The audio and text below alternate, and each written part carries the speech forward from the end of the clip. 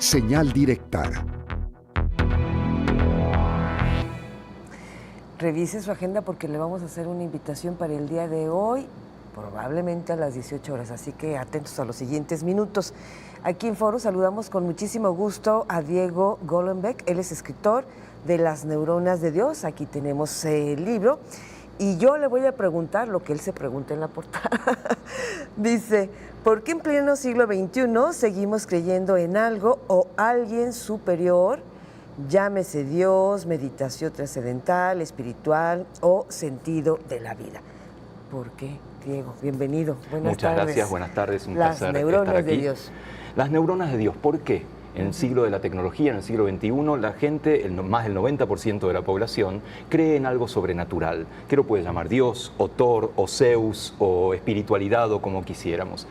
Uno puede afirmar, es una cuestión cultural, ¿sí? Culturalmente se viene heredando esto de creer en algo superior con todos sus rituales, pero esa proporción tan alta de personas, el 90% de las personas, nos obliga a pensar también en una hipótesis biológica. ¿Será que nuestro cerebro evolutivamente ya viene preparado por esta creencia en lo sobrenatural? ¿Será que en algún momento fue adaptativo creer en lo sobrenatural? Y si fue así, después se organizó socialmente y lo llamamos religión. Bueno, esa es un poco la tesis que planteo en el libro, en el afán de dejar una lucha un poco estéril entre ciencia y religión. Estamos acostumbrados a hablar de ciencia versus religión, ciencia contra la religión. Me interesa más hablar de una ciencia de la religión, porque nunca van a ser compatibles. La base de la ciencia es la evidencia, la base de la religión es la fe, pero podemos estudiarnos. La ciencia puede estudiar el fenómeno religioso y a eso me refiero en el libro.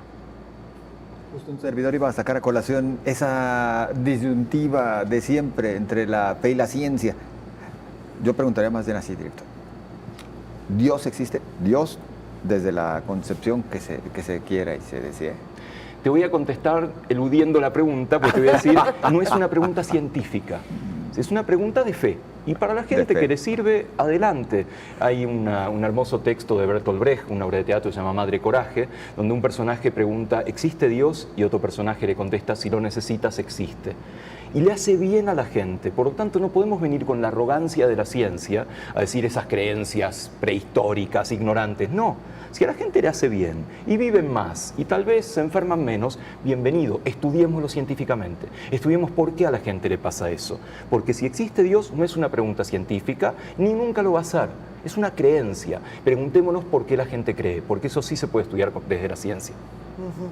Bueno, cuando yo empecé a reportear hace muchos años nos decían prohibido meterse con la Virgen de Guadalupe, prohibido meterse con el ejército y con el presidente. Y ahora no, porque podemos hablar del ejército, del presidente y de la Virgen podemos seguir hablando. Entonces, es muy polémico, pero atención a lo que nos está diciendo Diego. ¿Le sirve? Pues sí, ¿no? Es que ninguna pregunta es tabú para la ciencia. Una pregunta científica, una pregunta de ser investigable, no tiene que ser una imposición, no tiene que ser algo censurable, porque podemos hacer experimentos. ¿Y para qué sirve la ciencia? Para entendernos, para entender por qué hacemos lo que hacemos, porque a veces nos va bien, a veces no nos va tan bien. Y la pregunta por la creencia es una pregunta científica.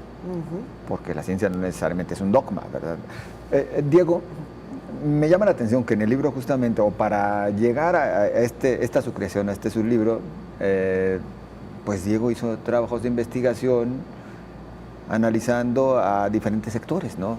La monjita que reza, por supuesto, el monje tibetano que medita. ¿Cuáles son las conclusiones después de estos análisis diferentes? Más que una ciencia de Dios o de la religión, en este caso es una neurociencia, porque lo que nos interesa es saber qué le pasa al cerebro de esa monja que reza, de ese monje que medita, y se activan áreas específicas. Cuando uno conversa con eso sobrenatural, se activan áreas de conversación en el cerebro. Y hay un experimento natural fascinante para esto, que son los grandes místicos y místicas de la historia. El indio Juan Diego, ya que hablábamos de la Virgen de Guadalupe, o el mismo San Pablo, que lo ve a Cristo en el camino de Damasco, o la monja Hildegarde, o Juana de Arco, todos tienen algo en común. Si lo analizamos hoy desde un punto de vista neurológico, tal vez hayan sido crisis epilépticas, crisis en las cuales un pedacito de cerebro se descontrola y genera visiones místicas. Esto no es desacreditarlo, es entender por qué le sucedió esto a estas personas y cómo lo interpretaron.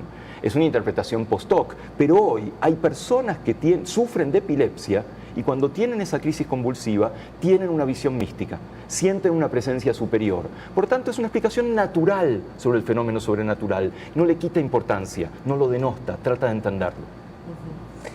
Hace mucho en este espacio yo platicaba con alguien un rabino, y le digo, a ver, espérame, para no enojarnos, entonces en el magnánimo, el excelso, el magnífico, en el superior, en el Dios de cada quien, porque en el Dios de cada quien.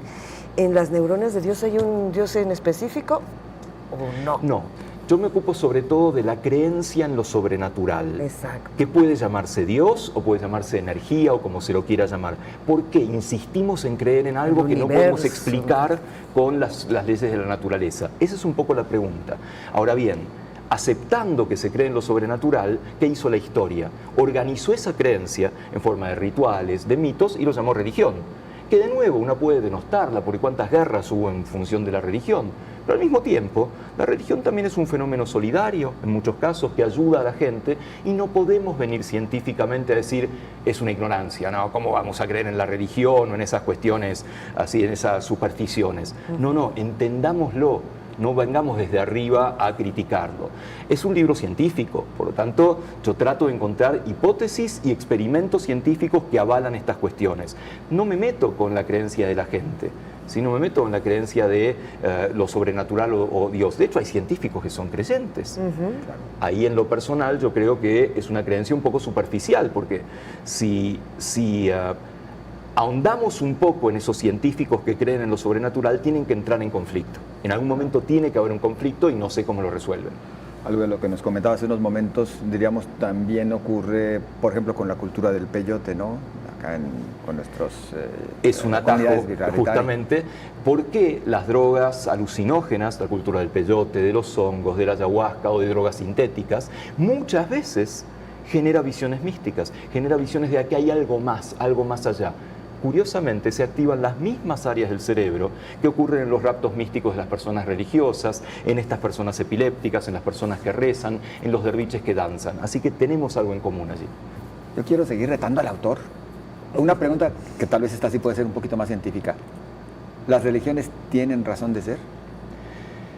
A ver, claramente han servido para la historia de la humanidad. Claramente han servido para bien y para mal, ¿sí? Cuando se han enfrentado, y lamentablemente hoy en día seguimos teniendo conflictos que en su origen tienen la religión, y eso no está bien de ninguna manera, pero al mismo tiempo las religiones dieron fortaleza a ciertas poblaciones, fortalezas porque tenían una creencia en común, tenían algo que los unificaba y los hacía más fuertes. ¿Sí? Por eso hubo poblaciones que sobrevivieron y otras no, con lo cual no podemos decir que no han tenido razón de ser. Mi posición es que en el siglo XXI debiéramos ser capaces de lograr lo mismo que logra la religión, esa coalición, esa sensación de pertenecer a un grupo, esa comunión, esa solidaridad, sin tener que recurrir a estos rituales. Sin embargo, siguen existiendo y, insisto, a la gente le hacen bien. Bien.